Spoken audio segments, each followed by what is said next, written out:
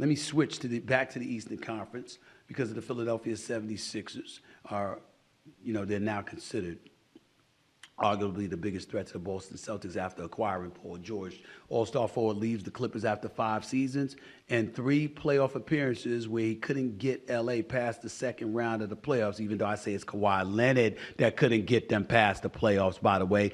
But now Paul George joins Joel Embiid and Tyrese Maxey as the Sixers look to dethrone the Celtics. It's simple for me. I think it's a perfect fit for Paul George. It's a perfect fit for the Philadelphia 76ers. I do think this move elevates the 76ers above the New York Knicks as being the #1 threat to the Boston Celtics, but I also don't believe we should stop there. We have an obligation to talk about Paul George, who I love, not just as a player, but as a guy. I think he's one of the nicest people on the planet. Loved working with him, by the way, during the NBA Finals. Enjoyed that. Here's the deal. Paul George has missed 33% of his game in the Clippers uniform.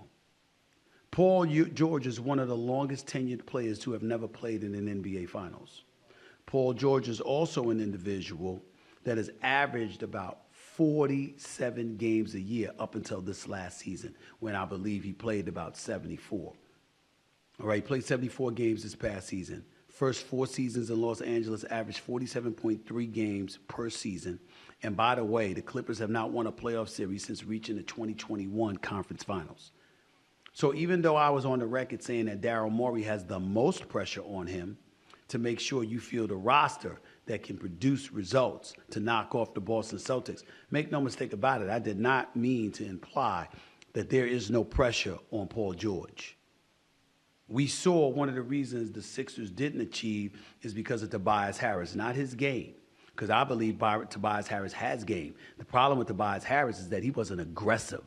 He wasn't assertive. And he didn't step his foot forward and be that aggressive individual that you needed him to be to take some of the load off of Joel Embiid and Tyrese Maxey.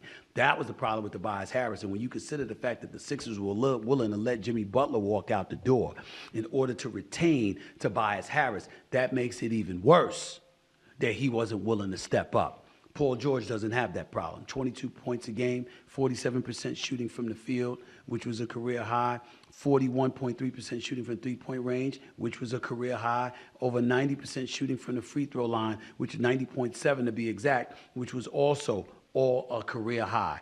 Paul George can be that dude because we know what he brings defensively. And now you're talking about him having the ability to defend a Jaylen Brown or to defend a Jason Tatum. That's going to only help the Philadelphia 76ers. What that means is that Paul George has to bring the kind of game we know he's capable of bringing in order to help the Sixers get over the hump. He is not devoid of pressure. And I did not mean to imply that he was. I just feel more is on Daryl Morey because you still need a couple of other pieces. But Paul George has to step up and get it done. It's just that simple. So I just wanted to make sure that I said that and got that out the way before anybody convoluted or misconstrued my position. By the way, as an aside, let me not forget to mention Donovan Mitchell. He signed 3 years over $150 million. He's going to get about $50 million a year from the Cleveland Cavaliers. This means nothing to me. Donovan Mitchell deserves the money. I personally don't believe that's someplace he wants to stay. He's just making sure he gets his money first. He could always ask out later. And if you're the New York Knicks or anybody else, you might have some tradable assets. I love Donovan Mitchell. I think he's the #1 offensive scoring option. I think he's a star in this league. I think he's good for 25 a night. He is no joke. He is worth the bag, no doubt. I just don't see him staying in Cleveland. I know he just signed. I know he's committed there, but they all do just to make sure they get their money. And then after that, they ask out. So I still think that next season will be Donovan Mitchell's last in Cleveland, but that's just me. That's just where I'm coming from. But I'm happy for him. Good guy, star player, deserves his bag.